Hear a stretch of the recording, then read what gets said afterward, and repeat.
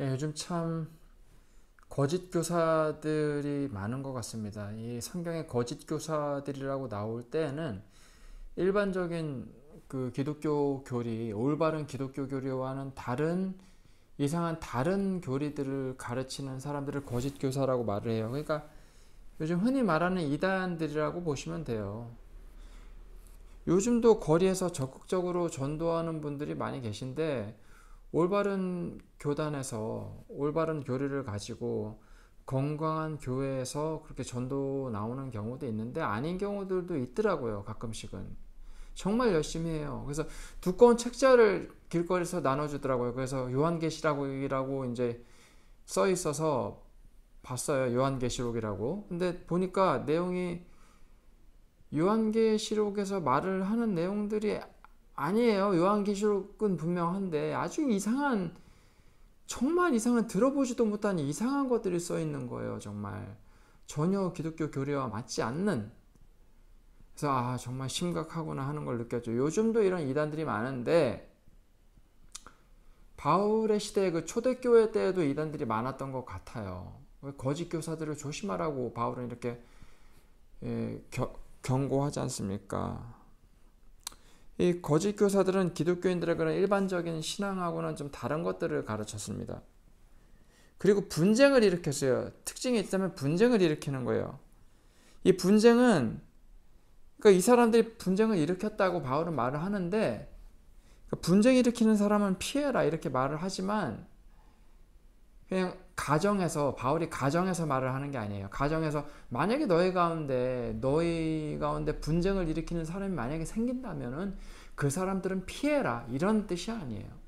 그 당시에 로마 사람들이라면, 그리고 로마 교회 교인들이라면은 누구나 알만한 아주 큰 사건이 분명히 있었어요.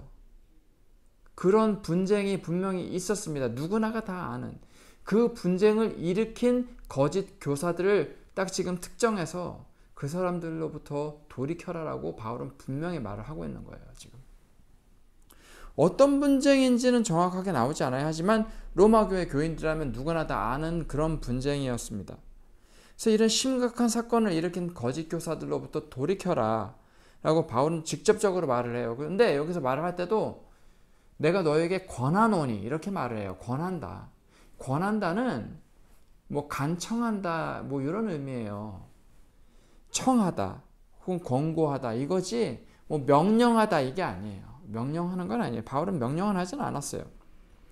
그리고 이런 거짓 교사들의 특징이 있어요. 특징이 뭐냐면은 예수님을 섬기지 않고 자기들의 배만 섬긴다라고 말을 해요.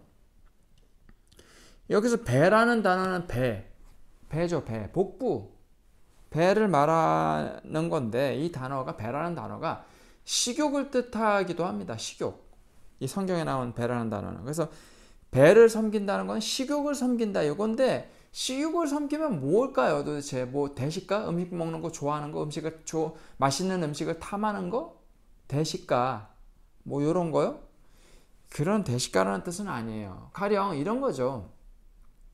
식욕을 섬긴다고 할 때는, 그러니까 배를 섬긴다고 할 때는, 자 보십시오. 유대인들은 식품을 지금도 먹는 걸 가려 먹어요.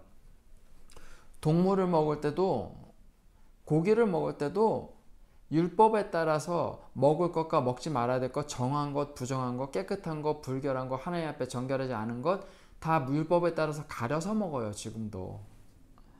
그래서 이런 음식과 관련된 법이 율법에 관련된 거거든요. 그래서 율법에 음식과 관련된 법이 있어요.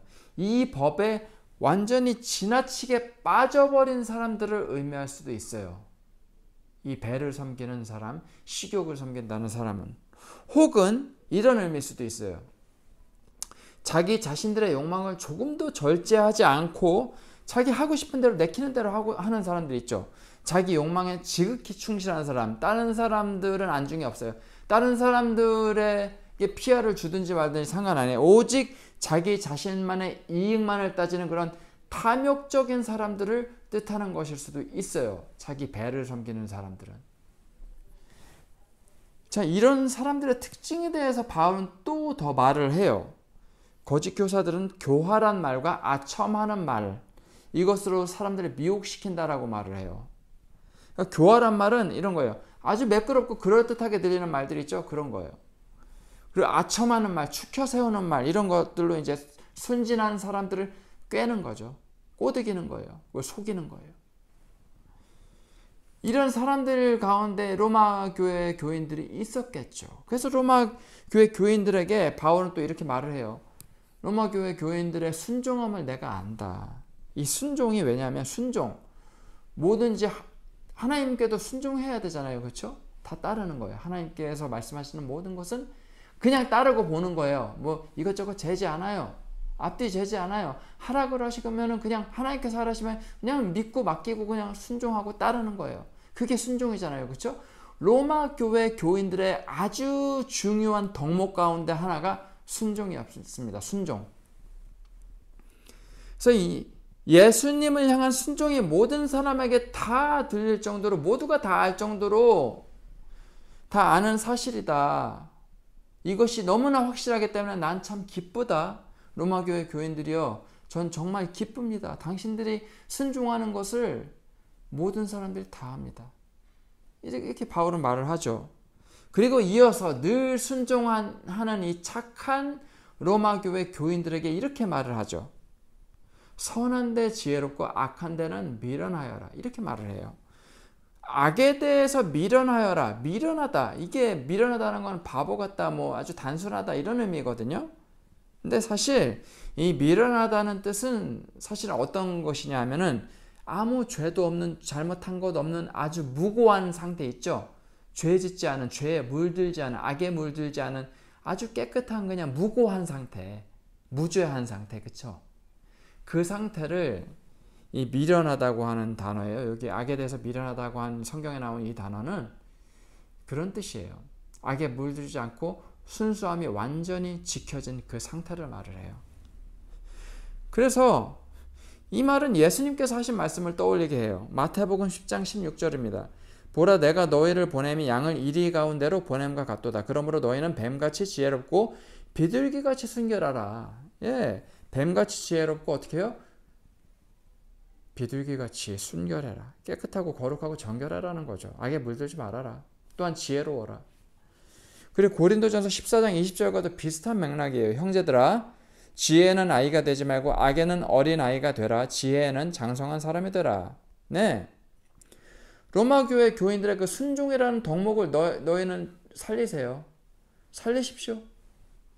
하나님께만 순종하여라. 말을 하는 거예요. 그리고 다만 악한 사람들에게 순종하지 말아라. 악에 물들지 말아라. 끝까지 죄 없이 순수한 상태를 지켜라 라고 바울은 말을 하는 거예요. 하나님께 순종하고 악에 물들지 말고 순수함을 지켜라. 이렇게 바울은 말을 한 후에 또 바로 이렇게 말을 해요. 평강의 하나님께서 속히 사탄을 너희 발 아래에서 상하게 하시리라. 평강의 하나님이라고 할 때 평강의 하나님은 이게 평화라는 단어예요. 평강이. 그래서 흔히들 교회에서 인사를 할 때 샬롬 이렇게 하는 사람들 있죠. 이게 이스라엘 사람들이 인사하는 방식이에요. 샬롬. 샬롬이 뭐냐면은 평강, 평화라는 뜻인데 이 샬롬은 샬롬 하면은 안녕하세요, 안녕히 계세요 이 뜻이에요. 그래서 이 샬롬이라는 단어의 뜻은 평화 그리고 완전함, 온전함이라는 뜻이에요. 완전함. 근데 이 평화라고 하는 개념이 성경에서 말하는 평화랑 저희 모든 온 세상이 아는 평화란다, 특히 서구권에서의 평화란 개념은 달라요. 서구권에서의 평화의 개념은 뭐냐면은 그리스 헬라 철학의 그런 사고 방식을 따라서 이들에게 평화는 뭐냐면은요, 전쟁이 없는 상태예요. 전쟁이 끝나면 평화가 온다 이렇게 생각해요. 이게 서구식 사고 방식이에요. 정확히는 헬라적 사고 방식이에요. 그리스 사람들로부터 온. 근데 성경에서 말하는 평화는 그게 아니에요. 자, 전쟁이 없으면 평화가 와요? 전쟁이 어떻게 끝났어요? 누군가 승리를 해야 전쟁이 끝이 나죠, 그렇죠? 그러면은 어떤 사람이 힘으로 누군가를 눌렀다는 말이에요. 굴복시켰다는 말이에요. 누가 누군가를 힘으로 죽였다는 말이에요. 그래서 평화가 전쟁이 없어졌어요. 그걸 평화라고 말한다면은, 자, 내가 죽었어요. 내 가족이 죽었어요. 그럼 그쪽 편들은 가만히 있습니까? 나중에 또 복수하죠. 전쟁이 또 일어나요. 어떻게든 뭐 비행기 하나 날려서 빌딩이라도 폭파시키든 어떻게든 복수해요. 테러를 일으키든 뭘 하든. 그쵸? 복수는 복수를 낳아요. 전쟁은 전쟁을 낳고. 전쟁이 끝나도 또 다른 전쟁이 와요. 그럼 전쟁이 끝나면 평화가 와요? 아주 잠깐 오는 그 전쟁이 없는 상태? 그걸 평화라고 한다고요? 아니에요. 전쟁이 끝나면 전쟁이 또 와요. 전쟁을 또 준비하고 있겠죠. 이건 성경이 말하는 평화가 아니에요. 성경에서 말하는 샬롬, 성경에서 말하는 평화는 전쟁이 없는 상태를 말하는 게 아니에요. 전쟁의 부재를 말하는 게 아니에요. 샬롬은 온전함, 완전함, 하나가 되어서 흩어지거나 부서지지 않는 완전한 상태 있죠. 그걸 말을 하는 건데, 자 보세요. 이 완전한 존재가 이 나라에, 한국에 혹은 세계에, 온 우주 만물 가운데 있습니까? 완전한 존재가? 완전 존재는 하나님 뿐이세요. 자, 샬롬, 완전함의 상태예요. 그 상태에 계시는 분 오직 하나님 뿐이세요.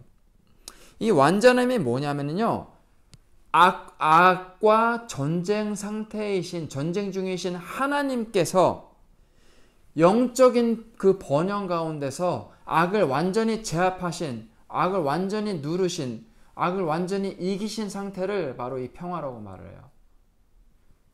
영적 전쟁 가운데서 이 악을 완전히 제압하시고 이기시고 발 아래 밟으시고 누르신, 이기신 상태, 영적으로 완전히 번영하고 완전함을 이루신 그 상태 있죠. 하나님은 완전함 가운데 이미 계세요. 이미 원래도 계셨고 지금도 계시고 앞으로도 그렇게 계실 분이세요. 사실 악이 전쟁을 하나님과 한다? 말도 안 되죠. 게임도 안 되는데, 그렇죠? 어쨌거나 악과 영적 전쟁 중인 상태에서 악을 완전히 이기신 상태예요. 그렇죠? 그 상태가 평화예요. 그게 바로 샬롬의 상태예요. 하나님께서는 이미 악을 누르시고 승리하셨습니다. 평강의 하나님께서 속히 사탄을 너희 발 아래에서 상하게 하시리라라는 그 바울의 말은 하나님께서 이렇게 약속하신 거를 선포하는 것 뿐이에요.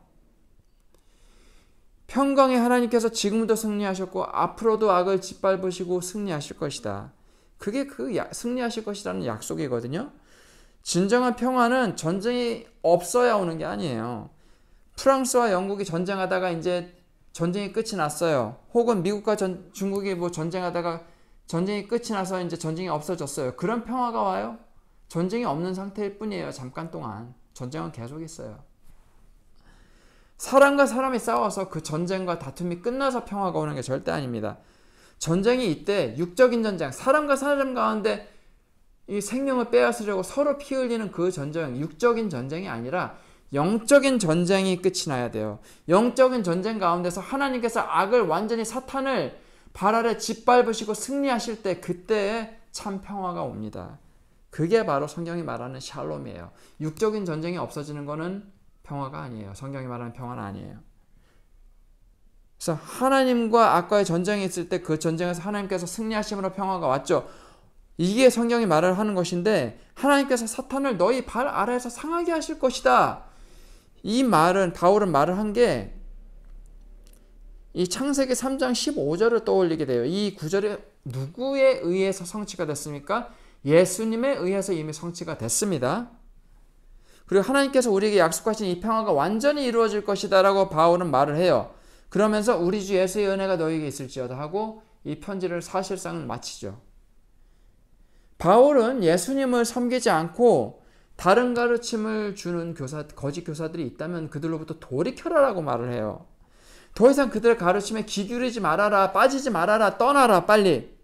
근데 이 악인들이 로마 교회 내부에 있었는지 바깥에 있었는지 알 수가 없어요. 성경이 말을 하지 않아요, 로마서에. 그쵸? 하지만 교회 안에 있는 거짓 교사들을 빨리 몰아내라, 내쫓아라, 이런 표현이 없는 것으로 봐서는 교회 내부에 거짓 교사가 있는 것으로 보여지진 않아요. 그 이단들이 밖에서 설쳤던 것 같아요. 그래서 교회 외부에서 이런 헛된 가르침으로 성도들을 미혹하고 꼬드기는 그런 거짓 교사들이 아주 판을 친 것 같아요. 이단들이 판을 친 것 같아요, 옛날에도.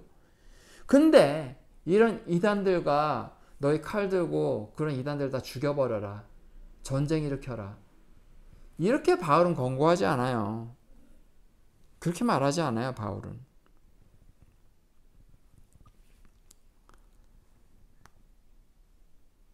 그래서 왜냐하면은 이 바울 시대에도 이런 거짓 교사들이 이단들이 많았지만 그렇다고 해서 뭐 정말 그 사람들을 뭐 죽이거나 옥에 가두거나 뭐 상소해라 고발해라 뭐 이렇게 전혀 말을 하지는 않죠.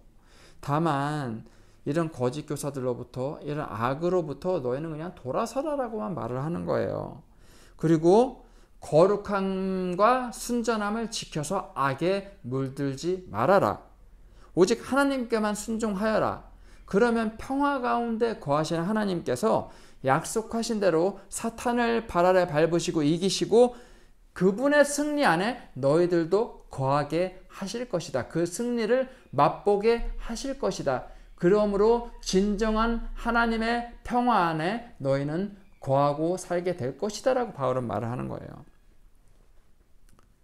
그래서 바울은 거짓 교사들이 판을 치는데 이 사람들이 로마라는 도시에서 발도 못 붙이도록 하여라. 다 내쫓아내야 된다. 법적으로 조치를 하든지 너네 칼 들고 그 사람들 다 죽이든지 다 내쫓아라. 로마 교회 얼씬도 못하게 내쫓아라. 이렇게 말을 하는 게 아니에요. 왜냐하면 진정한 전쟁은 사람과 사람과의 전쟁이 아니기 때문이에요. 진정한 전쟁은 그 사람들과 칼을 들고 하는 전쟁이 아니에요. 진정한 전쟁은 하나님과 원수된 마귀와의 전쟁이기 때문이에요. 영적인 전쟁이에요. 악인과 전쟁하지 말아라. 악과의 전쟁에서 승리하신 평화의 하나님께서 그 승리를 너에게 주실 것이다. 다만 너희가 할 것은 하나님께 순종해라. 그리고 악으로부터 너희 자신을 순전하게 온전하게 지켜서 거룩하게 지내라. 그것만 말하는 거예요, 바울은. 그래서 세상에 평화가 오는 방법이 뭡니까, 그럼? 자, 어떻게 세상에 평화가 오게 할 수 있어요? 자, 내 원수가 있어요. 그러면은 내 원수보다 내가 강한 힘을 가져서 혹은 내 원수보다 강한 힘을 가진 사람을 내 편으로 만들어서 함께 싸워서 그 원수를 죽여버리는 거예요? 이기는 거예요? 무찌르는 거예요? 그런 평화가 와요? 이 세상에? 아니에요. 그런 식으로 해서 평화가 왔을 거면 이 세상에 평화가 벌써 왔어요. 하지만 평화는 오지 않아요. 왜냐하면 복수는 더 강한 복수를 낳아요. 전쟁은 끊임이 없어요. 전쟁이 끝나면요, 다른 전쟁이 또 와요. 처처에서 지금 현재에도 전쟁이 있어요. 러시아와 우크라이나 전쟁 아직도 끝나지 않았어요. 끝이 날 것이 보이지가 않아요. 이스라엘과 하마스 팔레스타인을 둘러싼 그 전쟁 끝이 날 게 보여요? 안 보여요. 안 보여요. 예전부터도 그랬잖아요. 그렇죠? 몇십 년 그게 무슨 일이에요? 사실은 몇천 년간 그 대륙에서 그 팔레스타인 그 약속의 땅에서 어떤 일이 벌어졌습니까? 끊임없이 전쟁이 있었어요. 죽이고 한쪽이 한쪽에 승리해도 전쟁이 잠깐 멈췄다가 또 다른 전쟁이 또 일어나요. 이 세상의 평화는 오직 사탄을 발 아래 밟으신 하나님의 승리가 이 땅에 완전히 이루어질 때 끝이 납니다. 완전히 이루어질 때 그때서야 전쟁이 끝이 나고 평화가 와요. 진정한 평화는 이 세상에 전쟁이 없어짐으로 오는 게 아니에요. 전쟁은 이 세상에서는 정말 참 슬퍼요. 전쟁이 일어나면 얼마나 슬픕니까? 한국 전쟁 이후로 이제서야 좀 먹고 살만한 거지 얼마나 힘들었습니까? 저희 부모님 세대 때에도 할머니 세대 때에도 얼마나 힘드셨어요. 정말 슬퍼요. 하지만 전쟁은 이 땅에 있을 수밖에 없어요. 그렇죠?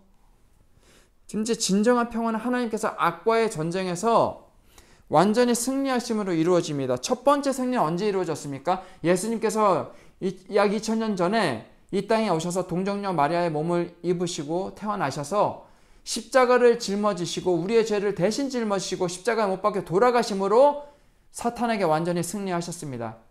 이 승리 이미 이루어졌어요. 그리스도인들이 이 승리를 믿는다면 이 승리 안에 이미 거하는 거예요. 하지만 예수님께서 다시 한번 오시겠다고 약속하셨죠? 그때 하나님의 나라 새하늘과 새 땅이 완전히 이루어질 거예요. 그래서 하나님 나라가 완전히 이루어질 거예요. 그때 하나님의 승리가 완전히 이루어집니다. 이미 승리하셨지만 그분의 승리가 예수님께서 다시 오실 때 예수님의 승리하심이 완전히 다시 이루어질 겁니다. 그때 진정한 평화는 오겠죠. 평화가 완전히 이루어지겠죠. 이미 평화로 임하셨습니다. 예수님 그분이 평화십니다. 평화의 하나님이 이 땅에 오셨습니다. 이 땅에 평화는 이미 임했어요. 하지만 완전히 이루어지지 않았습니다. 이미 이루어졌지만 아직 완전히는 이루어지지 않았습니다.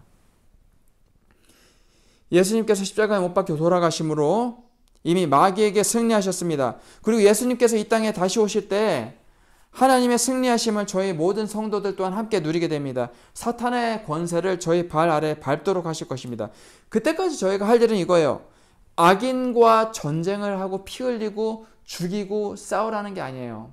악한 사람을 죽여라? 아니에요. 다만 승리하신 예수님 안에 거하면서 죄에 물들지 않고 거룩하게 저희 자기 자신을 지키는 것뿐이에요. 오직 하나님께만 순종하면서요. 하나님께 순종하고 거룩함을 지킴으로 하나님 안에서의 완전한 평화를 누리는 저희가 되기를 주님의 이름으로 축원합니다. 기도하겠습니다. 사랑과 은혜가 풍성하신 하나님 아버지 은혜를 감사합니다. 이 땅에는 진정한 평화가 없습니다.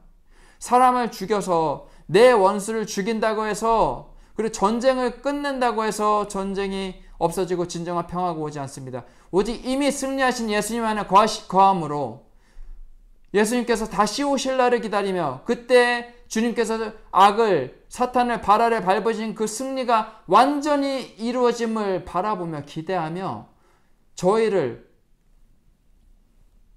자신을 악으로부터 물들지 않고 거룩하고 순전함을 지킴으로 주님 오실 날을 기다리며 땅끝까지 복음 전하는 주님의 신실한 증인이 되는 저희들 되게 소망합니다. 예수님의 이름으로 기도합니다. 아멘.